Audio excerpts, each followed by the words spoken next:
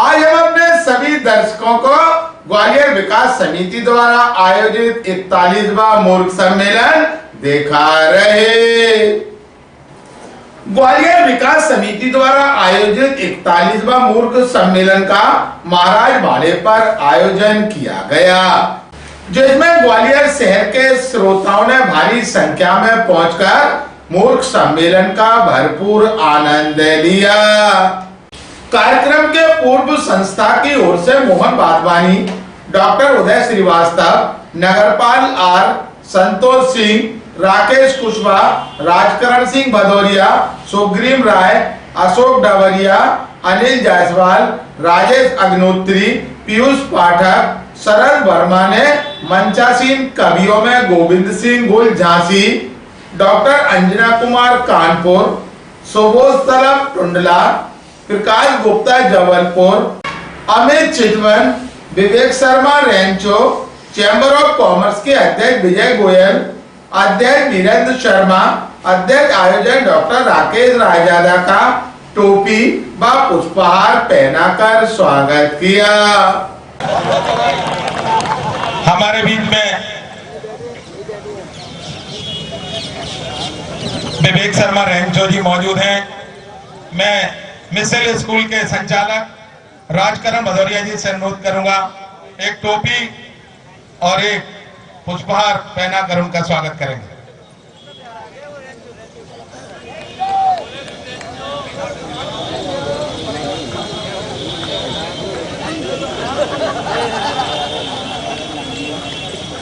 अगर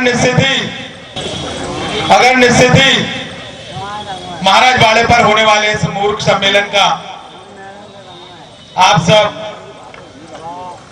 आनंद लेना चाहते हैं और इनको यह दिखाना चाहते हैं कि निश्चित ही भले ही इस सम्मेलन का नाम मूर्ख सम्मेलन हो, लेकिन महाराज वाड़े पर जितने लोग बैठे हैं वह मूर्ख नहीं है। एक बार जोरदार तालियों के साथ इनके सामने इनका स्वागत करें।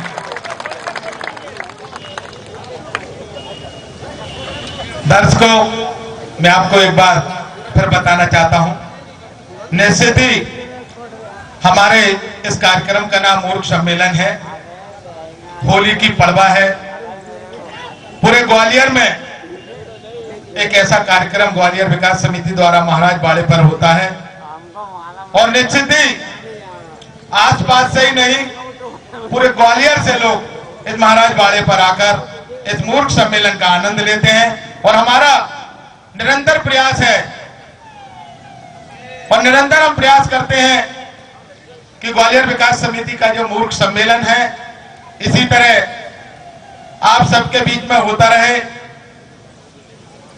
और हमारे बीच में नए नए हास्य कवि हम आपके बीच में ग्वालियर विकास समिति के द्वारा इस महाराज वाड़े पर लाते रहे। एक बार जोरदार तालियों के साथ हमारे फिर कवियों का स्वागत। तत्पश्चात हास्य के रंगों से सराबोर मूर्ख सम्मेलन में अमित चितवन। हाँ भैया, कुल्फी चूस रहे हो? भाभी ने पैसे दे दिए होंगे आज? क्या आज यही चूसते हैं ना, है ना? और बाड़े पे वो देखने आ रही है तो मैं सही जगह पे गए हो कि नहीं? हाँ, चूसते रहो, भगवान तुम्हें चूसने की उम्र दे दे पूरी। जोरदार ताली भैया चूसने वाले के लिए बजा दो। जैसा कि आपको सभी को होली की हार्दिक शुभकामनाएं। दिल से दिल को मिलाओ होली में, दिल से दिल को मिलाओ होली में, नफरतों को जलाओ होली में। अभी ये कह रहे थे भदौरिया साहब के आप मूर्ख नहीं हैं और मैं आपको बताऊं सबसे बड़े मूर्ख तो मंच पे ही हैं। एक हमने मूर्ख काय भी बुलाई है जो कानपुर से चलकर हमारे बीच आई हैं, उनके लिए भी एक बार ताली बजा दीजिए। डॉक्टर अंजना कुमार, आपको हंसाएंगी नहीं तो आपको ऐसे शेर, ऐसी कविता सुनाएंगी कि उनके नैना तो यूं ही मटकते रहे, क्योंकि जो आदमी अगर खड़ा होता है तो उसके पैर भारी हो जाते हैं और पुरुषों के पैर भारी होना बड़े खतरनाक है, क्योंकि उसका रिजल्ट 9 महीने बाद आएगा, इसलिए बैठ जाओ। तो जोरदार एक बार तालियां। देखो मैं बताऊं क्या होता है कि पिटे पत्नी से जो हरदम वो घर की शान होते हैं, पिटे पत्नी से जो हरदम वो घर की शान होते हैं, रखे घर में जो पत्नी दो वो घर की जान होते हैं। पिटे पत्नी से जो हरदम वो घर की शान होते हैं, रखे घर में जो पत्नी दो वो घर की जान होते हैं। नहीं सीखा है तुमने तो किसी से सीख लो तुम भी, नहीं सीखा है अब तक तो किसी से सीख लो तुम भी। जो पत्नी छोड़ दे अपनी वही प्रधान होते हैं। अगर आपको प्रधानमंत्री बनना है तो बीवी छोड़ना पड़ेगी। कितनी अच्छी बात है। अरे वाह, तुम मत छोड़ो यार, तुम तो बन ही नहीं पाओगे, तुम तो पार्षद बन जाओ, यही बहुत बड़ी बात है। तो मैं बताऊं आपको, दरअसल क्या है कि भैया को थोड़ी सी है, मैंने पिछली बार भी इनसे कहा था कि मेरा एक मित्र मिल गया ऐसे ही, तो कहने लगा मैंने इनसे पूछी यार मेरे को खांसी हो गई है, कोई दवाई बताओ। तो बोलने लगे भाई साहब 2 पैक रोज लगाओ। मैंने कहा भाई साहब मेरे को खांसी हो गई है, कोई उपाय बताओ। भाई साहब बोले 2 पैक रोज लगाओ। मैंने भाई साहब 2 पैक की जगह 3 पैक लगाई।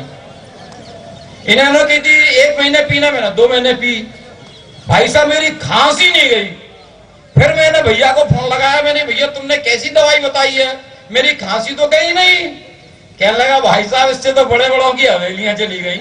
मैं अभी घर से ही चला था साहब, तो घर में भी बड़ी समस्या होती है। तो मैं जैसे ही घर से चला तो मैंने पत्नी से कहा मुझे मूर्ख सम्मेलन में जाना है और मुझसे बड़े मूर्ख हैं बरौनिया साहब, उनने मुझे बुलाया है। तो कहने लगे तुम मूर्ख हो। मैंने कहा बिल्कुल, मुझसे बड़े मूर्ख मेरे बड़े भैया हैं। तो कहने लगे जाओ। तो मैंने कहा जाऊं कैसे, मेरी पेंट कहां है, पेंट नहीं मिल रही है, घंटे से ढूंढ रहा हूं। तो पत्नी कहने लगी तुम जब भी किसी कवि सम्मेलन में जाते हो पूछते हो पेंट कहां है, पेंट का रखी है, पेंट प्रेस हो गई क्या, ये बता मुझसे मोहब्बत है या पेंट सी। भाई साहब अपने जल्दी में तो थे ही, मैंने बोल दिया पेंट से। पत्नी कहने लगी क्यों। मैंने कहा भगवान तुझे छोड़ के तो कहीं भी जा सकता हूं। दरअसल क्या है कि मैं कवित्रियों के बगल में बहुत कम बैठता हूं, मैं सही बता रहा हूं। आज वो तो क्या है कि मेरा नंबर आ गया तो बैठना पड़ा।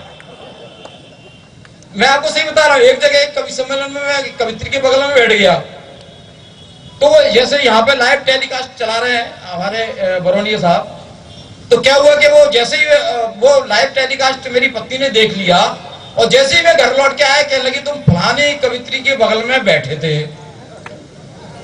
मैंने कहा पागल, मैं नहीं बैठा था, वो ही ठीक ठाक समझ के मेरे बगल में बैठ गई थी। तो पत्नी साहब लड़ गई, कहने लगी तुम झूठ बोल रहे हो। मैंने कहा नहीं मैं सच बोल रहा हूं। वो कह रही नहीं तुम झूठ बोल रहे हो। मैंने कहा नहीं मैं बिल्कुल सच बोल रहा हूं। तो मैंने कहा कि मैं झूठ बोल रहा हूं तो मैं मर जाऊं। पत्नी कहने लगी मैं झूठ बोल रही हूं तो मैं विधवा हो जाऊं। चेयरों का जो बैठ गए हैं, एक बार जोरदार तालियों के साथ इनका स्वागत। सो वो सलाह आप सबको बहुत हंसा कर गए। उनके बारे में मैं बताना चाहता हूं। एक बार मेरे साथ वो बंबई गए, मैं भी उनके साथ यहां से बैठ गया।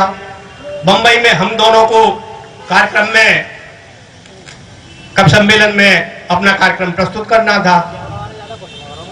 तो अचानक स्टेशन पर, बंबई महानगरी है, सुंदर सुंदर बालाएं वहां मिलती हैं, देखते हैं। तो मुझे उतरते, मैं इनसे छोटा था तो मैं एक गीत को पढ़ने के लिए, उन दिनों गीत चल रहा था कि रफ्ता रफ्ता मेरी आंख यहां लड़ी है, तो मैं गुनगुना रहा था कि रफ्ता रफ्ता मेरी आंख यहां लड़ी है, आंख जहां लड़ी है वो सामने ही खड़ी है। गुरुजी ने देखा ये क्या कविता पढ़ रहा है। मेरे ऊपर उन्होंने हाथ रखते हुए मुझे पीछे खींचा, बोले रफ्ता रफ्ता तेरी आंख जहां लड़ी है, मुझे दिख रहा है वो सामने ही खड़ी है, पर देखता नहीं है तुझसे 20 साल बड़ी है, वो तेरे लिए नहीं,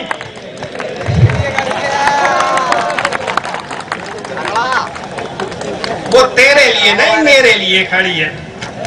बहुत अच्छा करते हैं। भाई चितवन जी ने मुझे बुलाया, मैं उनका हृदय से आभार। वो मेरे भी 30 साल पुराने मित्र हैं और दुर्भाग्य की बात यह है कि वो कवित्रियों से भी दूर बैठते हैं और घर भाभी जी से भी दूर कहते हैं। अब ये पूछते कौन सी वाली उन्होंने कई रखी है, नंबर 1, नंबर 2, नंबर 3। लेकिन दरअसल जो मैं बात बता रहा हूं, पुत्र रत्न की प्राप्ति अभी बुढ़ापे में आकर हुई कि बुढ़ापे में चितवन जी के लड़की हुई उत्पन्न।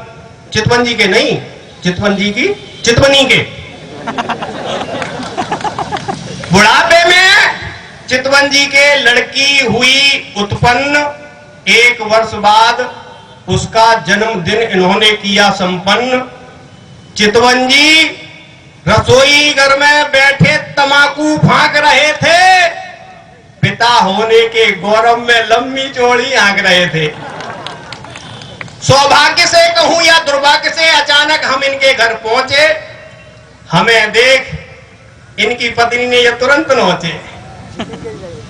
इनकी पत्नी इन्हें देख घुर्राई और हमें देख मुस्काई। बोली देवा सुलभ, इन पे तो बात रहते थोती, और सही बात तो ये है इनके भरोसे रहती तो जेऊ नहीं। मैं होली का माहौल है, होली की कुछ रचनाएं आपके सामने रख रहा हूं। कुंडला उत्तर प्रदेश से आया हूं तो कुछ होली की भी बात करूं। होली का माहौल है तो कुछ घनाक्षरी आपके बीच कुछ साहित्यिक रचनाएं भी रखना चाहता हूं। सुनिएगा कि होरी हरियाली बने खेतनों में छा गई तो गेहूं जो चना के खेत दम भरने लगे, और देख देख मौसम को हो गए जो मस्त मस्त, हुड़दंग बूढ़े बूढ़े लोग करने लगे। और प्यार का खुमार है या मौसम की मार है जो कुआरे मतवारे सब आहें भरने लगे। और जीजा यहाँ साली संग देवर भौजाई संग, सोहर लुगाई संग गाल रंगने लगे। जीजा यहाँ साली संग देवर भौजाई संग, सोहर लुगाई संग गाल लगने। अच्छी लग रही है तो तालियां बजाते चले।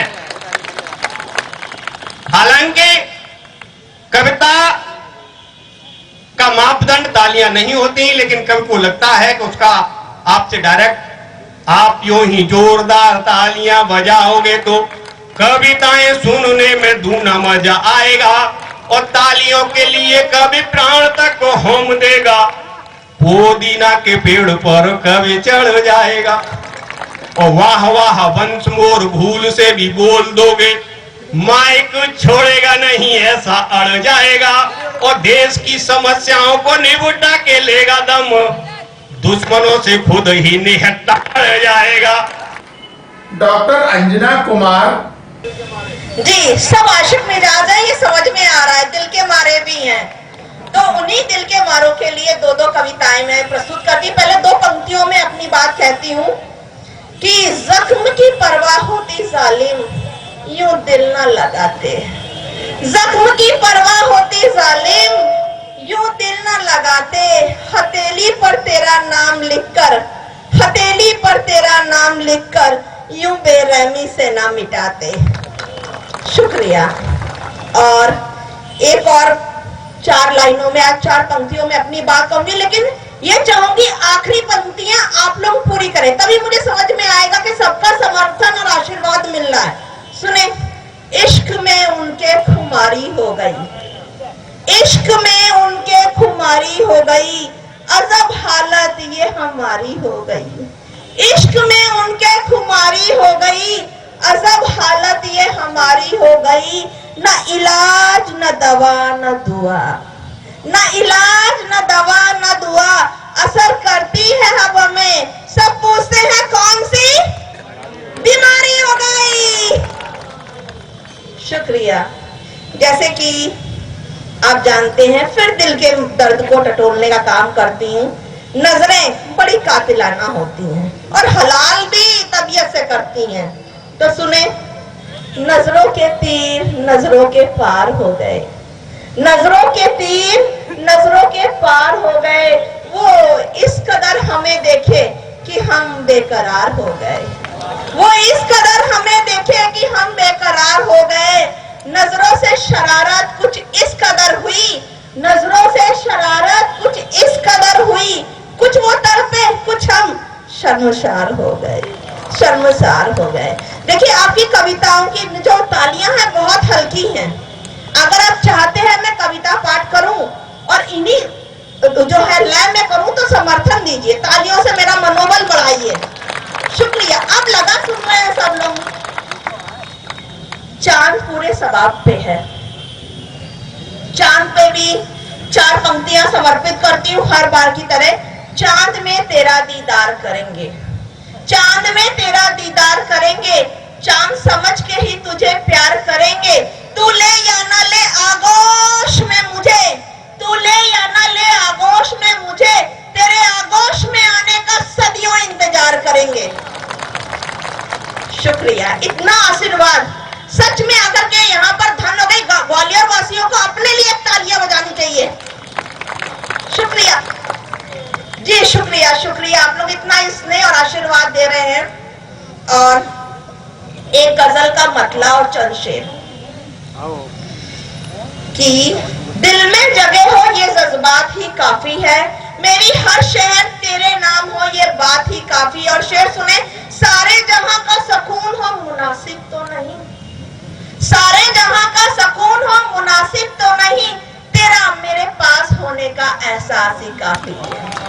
शुक्रिया। और इसका एक शेर कि तकल्लुफ ना उठाइएगा मेरे जनाजे में आने का।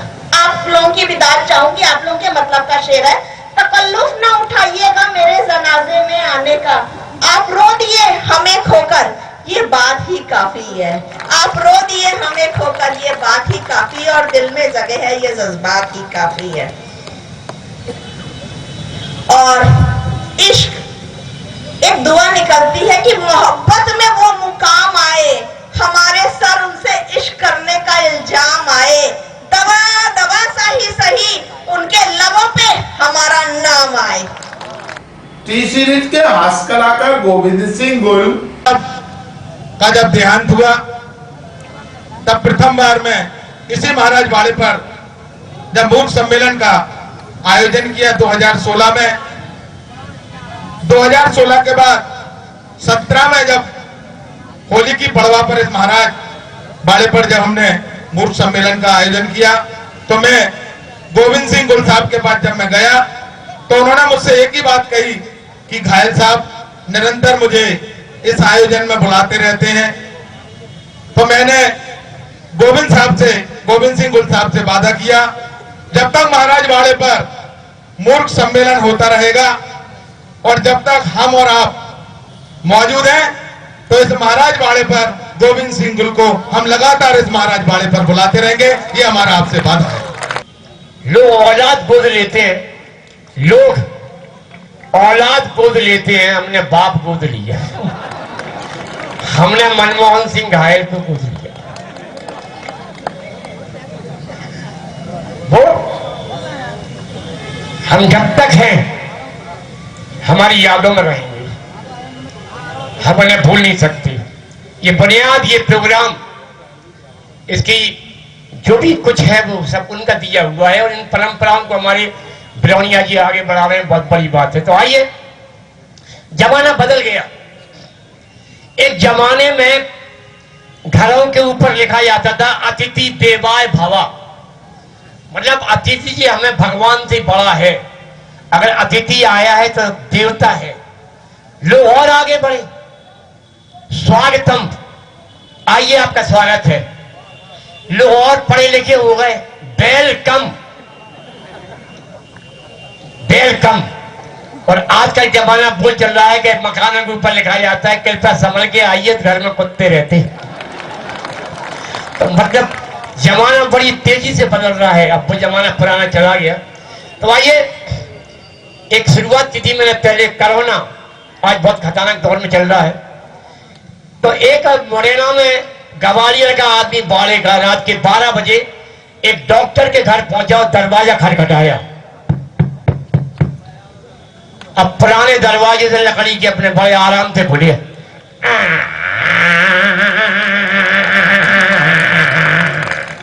क्या है? सब हमारे बाड़े के ऊपर एक कोरोना का मरीज है और वो आपको देखने चलना है। हम घर पे देखने के 200 रुपए लेते तो हमने कब मना किया? लो 200 देंगे। बेचारे ने कार निकाली, आया बाड़े पे, आया पानी बरस लिया, भयानक आवाजें आ रही।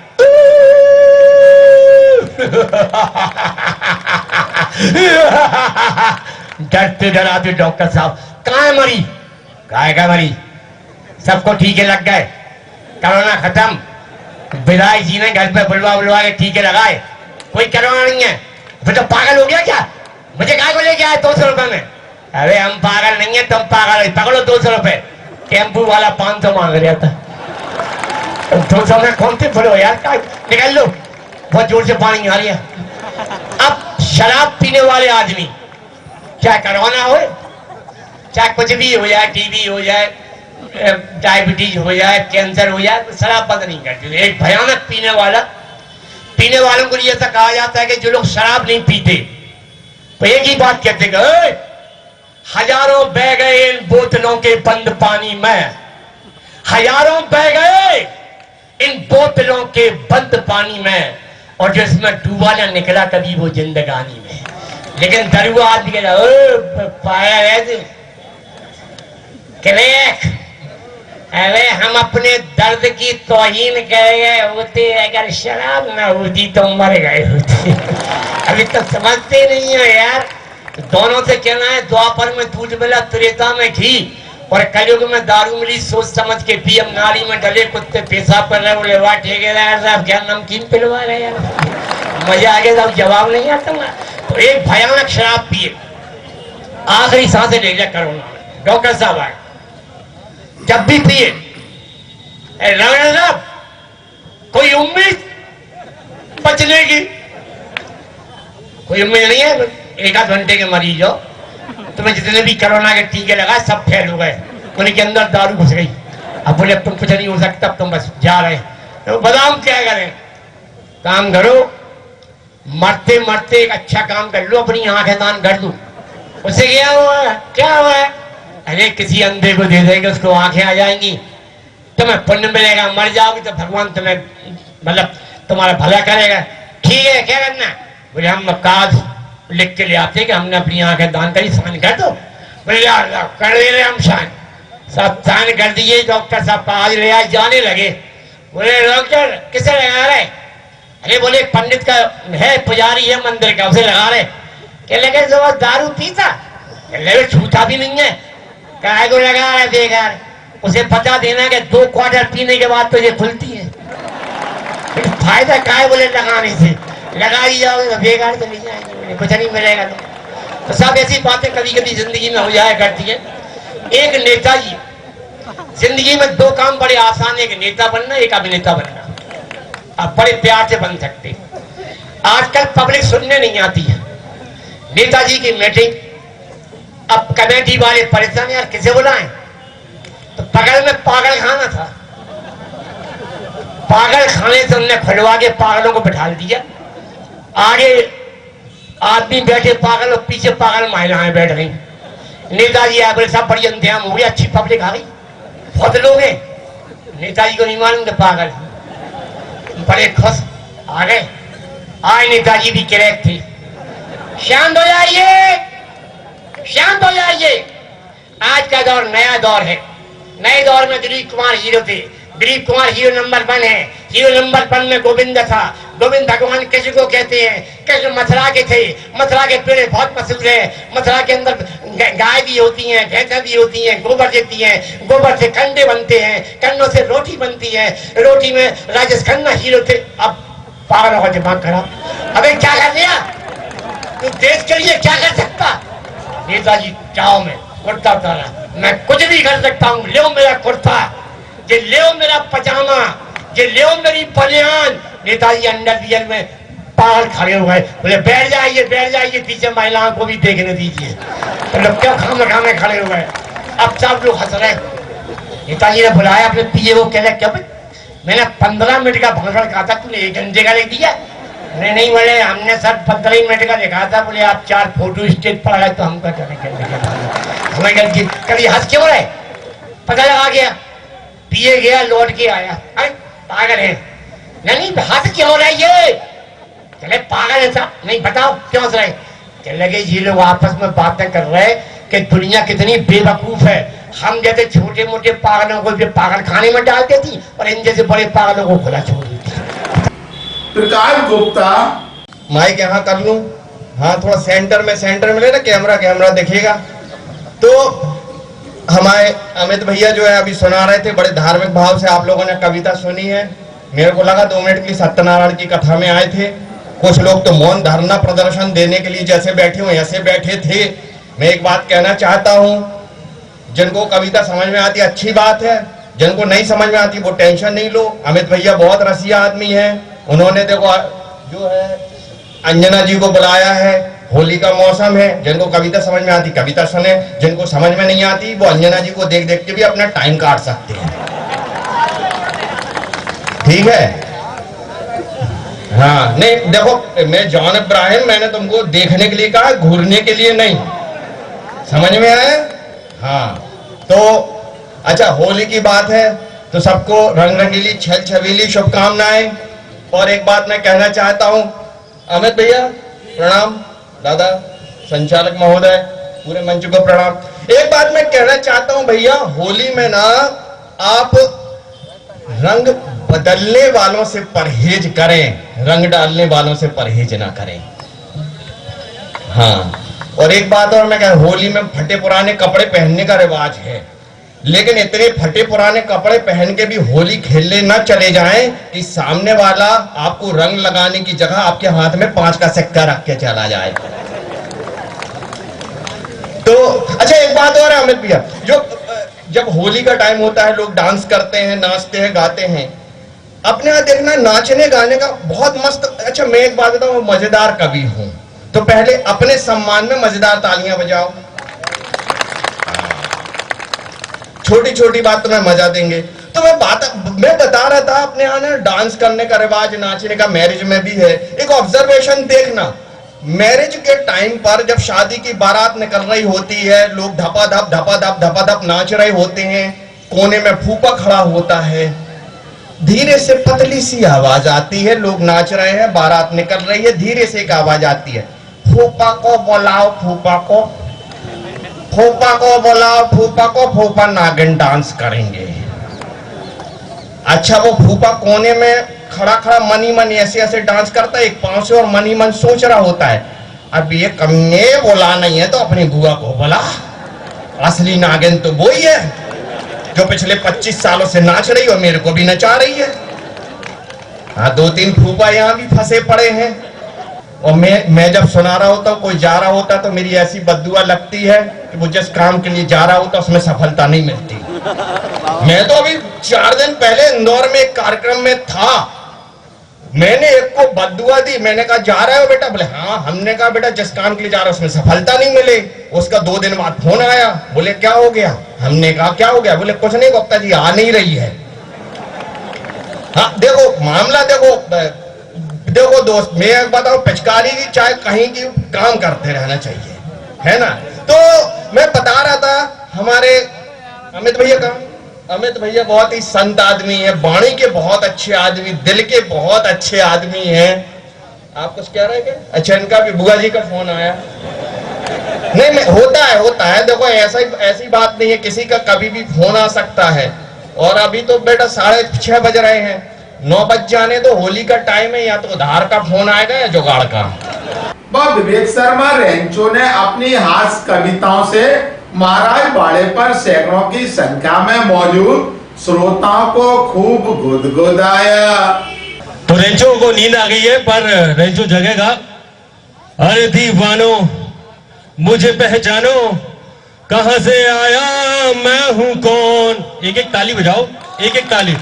अरे दीवानो मुझे पहचानो, कहां से आया मैं हूं कौन, मैं हूं कौन, मैं हूं कौन, मैं हूं कौन। कौन है भाई तू? रेंचो मुझे नहीं जानता? नहीं। यार गौर से देख। वाह, अपने पापा की कारीगरी है तू? पापा मिस्त्री थे क्या? नहीं नहीं नहीं, तो मुझे नहीं जानता। नहीं जानता यार? यार मैं तेरा दोस्त हूँ यार, सुबह सुबह क्या भांग ज्यादा पी ली ना, दोस्त हूँ मैं तेरा, नहीं जानता मेरे को। अच्छा अच्छा, तू वही है? हाँ हाँ मैं वही हूँ। तू वही है ना हाँ हाँ मैं वही हूँ जो मंदिर के बाहर जूते चप्पल चुराता है? नहीं नहीं यार, मैं वो काम नहीं करता। अच्छा अच्छा, पहचान लिया। जरा फेस उधर कर। हाँ इधर कर लिया। इधर कर। इधर कर लिया। थोड़ा ऊपर देख। हाँ ऊपर देख लिया। अच्छा अच्छा, तू वही है जो गंपू के चौराहे पे खड़ा होता है? नहीं यार मैं वो भी नहीं हूँ यार, मैं तेरा दोस्त हूँ। हाँ ऐसा फोटो खींच लो। हाय हाय, एक और बार खींच लो। हाँ खींच लो। कितना भी खींच लेना अपना तो ब्लैक एंड व्हाइट ही आएगा। अच्छा तू वही है? हाँ यार मैं वही हूँ। अच्छा तू वही है ना? हाँ मैं यार वही हूँ जो घोड़ापुर की कलारी के बाहर खड़ा रहता है और जो भी कोई आता है धीरे से पूछ लेता है, आपका आपका? नहीं यार मैं तेरा दोस्त हूँ। रेंचो इस माहौल में कुछ शेरो शायरी हो जाए। हाँ हो जाए ना। न जाने कौन सी कशिश है ग्वालियर वासियों की हंसी में। वाह वाह वाह, क्या शायरी है, बाबा तो बोलो। पीछे बाबा बैठे हैं। बाबा हाय हाय, अब तो फर्नीचर भी चला गया। वो फूल ही क्या जिसमें कोई डाली ना हो। वाह वाह वाह, क्या शायरी है, वो फूल ही क्या जिसमें कोई डाली ना हो। वो फूल ही क्या जिसमें कोई डाली ना हो। वो फूल ही क्या जिसमें कोई डाली ना हो। वो बाग ही क्या जिसमें कोई माली ना हो। वो बाग ही क्या जिसमें कोई माली ना हो। और वो ससुराल ही क्या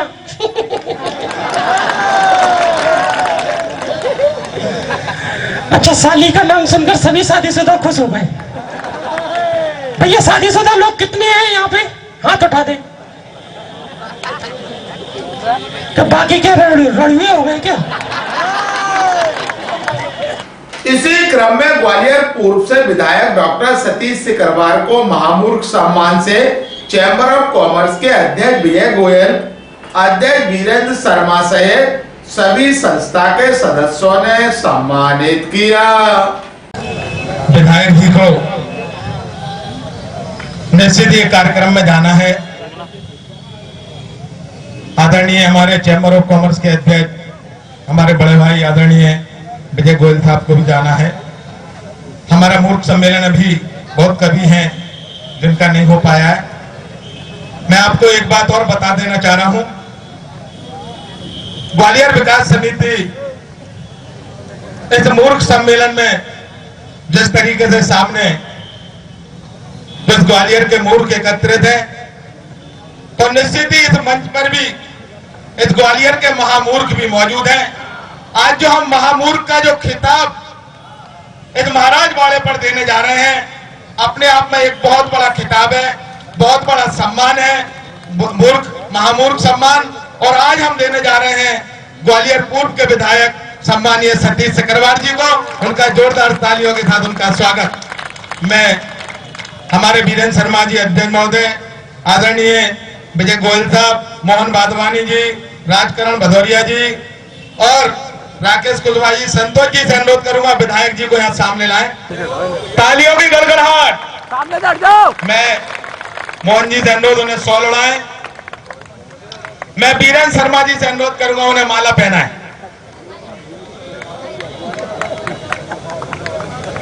और मैं राजकरण जी से अनुरोध करूंगा उन्हें श्रीफल भेंट करें।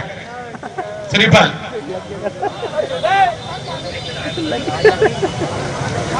और मैं राकेश कुशवाहा जी और सभी लोगों से अनुरोध करूंगा, एक महामूर्ख सम्मान का एक स्मृति चिन्ह सभी लोग उन्हें भेंट करेंगे। एक बार जोरदार तालियों के साथ हमारे महामूर्ख खिताब जो हमारे विधायक जी को दिया जा रहा है, जोरदार तालियों के साथ उनका स्वागत। ग्वालियर विकास समिति द्वारा आयोजित 41वें महामूर्ख सम्मेलन में मूर्ख सम्मेलन में आयोजित आज के कार्यक्रम में उपस्थित चैम्बर ऑफ कॉमर्स के अध्यक्ष आदरणीय विजय गोयल साहब, कार्यक्रम के कर्ता धर्ता और घायल जी के चले जाने के बाद इस ग्वालियर विकास समिति को अपनी गति प्रदान कर रहे और सभी आयोजनों का बाखूबी से निर्वाह कर रहे हैं। जितने भी घायल साहब जो आयोजन करते थे, सम्मान समारोह, मूर्ख सम्मेलन, जितने भी आयोजन होते थे उन आयोजनों को लगातार निरंतर कर रहे हैं। ऐसे हमारे पड़ौनिया जी और वीरेंद्र शर्मा जी, हमारे आज के इस आयोजन में उपस्थित महानुभाव कवि महोदय गोविंद सिंह गुल साहब, अंजना कुमार जी कानपुर, सुबोध सदब जी टंडूला और प्रकाश गुप्ता जी, आदरणीय अमित चितवन जी, विवेक शर्मा जी यहाँ उपस्थित और सभी सम्मानित महानुभाव, कार्यक्रम में आनंद ले रहे सभी ग्वालियर के मेरे सभी सम्मानित महानुभाव, मैं आप सबको होली की बहुत बहुत शुभकामनाएं बधाई देता हूँ। मुझे दूसरे कार्यक्रम में जाना है इसलिए क्षमा चाहता हूँ। नहीं, बहुत अच्छा कवि सम्मेलन का आयोजन किया गया है। यहाँ कवि सम्मेलन चल रहा है कवियों की के और आपके बीच में ज्यादा देर नहीं रहना चाहता। एक बार सभी ग्वालियर वासियों को होली की हार्दिक शुभकामनाएं बधाई। होली का एक ऐसा त्योहार है, इसमें अमीर गरीब सब एक दूसरे का भेद भुलाकर सब लोग भाईचारे के साथ इस त्योहार को मनाते हैं। मैं सभी को हार्दिक शुभकामनाएं बधाई देता हूं। हमारे दूर दराज अंचल से आए हुए कवि महोदय हमारे बीच में है, मैं उनका हृदय से स्वागत वंदन अभिनंदन ग्वालियर की धरती पर करता हूं और इसी प्रकार उनका आशीर्वाद इसलिए ग्वालियर वासियों पर बना रहे और सम्मेलन में आते रहे और अपनी कविताओं से हमारे ग्वालियर वासियों का मन गुदगुदाते रहे। धन्यवाद, बहुत बहुत बधाई। कार्यक्रम के अंत में सभी मंचासीन अतिथियों का शॉल व स्मृति चिन्ह भेंट कर सम्मान किया।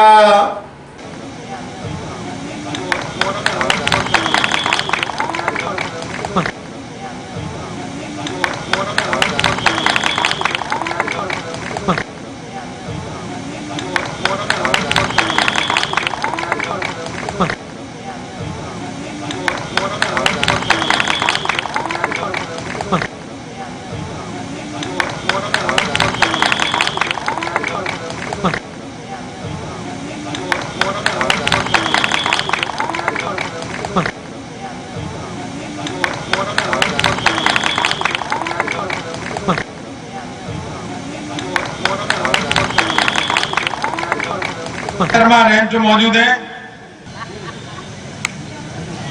एक बार जोरदार तालियों के साथ इनका स्वागत। मेरा सभी से अनुरोध, कृपया अपनी जगह पर बैठ जाएं।